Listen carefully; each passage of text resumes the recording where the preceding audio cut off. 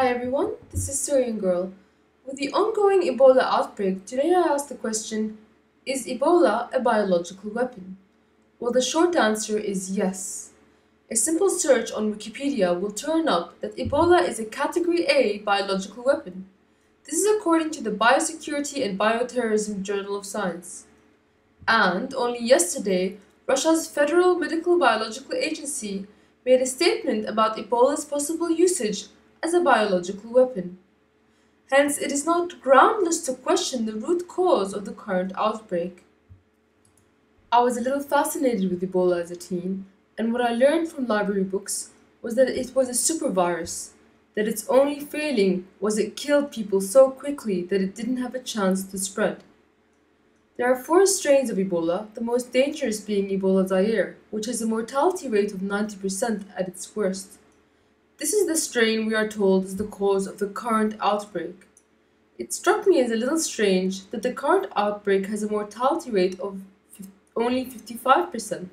However, it's possible that this will rise as the disease unfortunately takes its course. Furthermore, this outbreak has had unprecedented spread. To put it into perspective, before this, the biggest outbreak of Ebola Zaire was in 1976 when 318 people contracted the disease. In the current outbreak, there have been 1,603 at the time of this recording, which unfortunately will likely climb. What's to account for this change in the ability to spread? One mainstream media's explanation for this improved survivability are improvements in medical infrastructure. However, their explanation for the scale of the spread is the simultaneously poor infrastructure. How could things have gotten better and worse at the same time? Was there perhaps a mutation? Is the incubation period longer?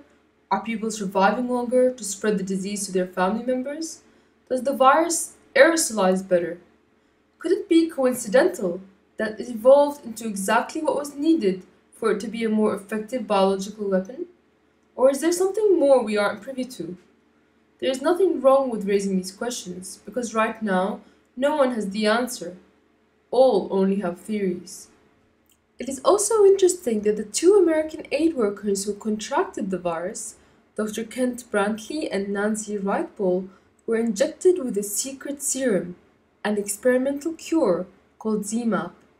The FDA refused to comment about the serum, citing confidentiality. ZMapp is made by MAP Pharmaceutical Company, which is working in conjunction with the US government. According to this article, the serum was the result of a long-standing research program by the US government and military. So it's not a conspiracy theory, but a simple fact that the US government has been experimenting with Ebola. Apparently, US bioweapons researchers are already in Sierra Leone and have been for years. Tulane University, along with the US Army Medical Research Institute, are in Sierra Leone, Guinea, and Liberia for the announced purpose, among others, of detecting the future use of the fever virus as a bioweapon. The question is, how far does the experiment go, and to what end? After all, if nuclear weapons have to be tested, why not biological weapons as well? Certainly, affected communities in Guinea and Liberia believe they are being experimented on. They are accusing healthcare workers, particularly Doctors Without Borders, of purposely spreading the disease. It may be laughable at face value, but perhaps they have reasons that we are not being told about. What would a biological weapons test look like? I imagine part of it would involve testing emergency procedures of Western countries and airports and their ability to control the spread of the disease, perhaps like a fire drill. Ebola is a relatively recent discovery, the first outbreak being as early as 1976 in the Congo. However, a little earlier than that, in 1967, was the first ever recorded outbreak of the Marburg virus. Ebola and Marburg are related and are the only members of the Filoviridae family of viruses. Interestingly, the first outbreak of Marburg did not occur in Africa, but in Germany and Yugoslavia.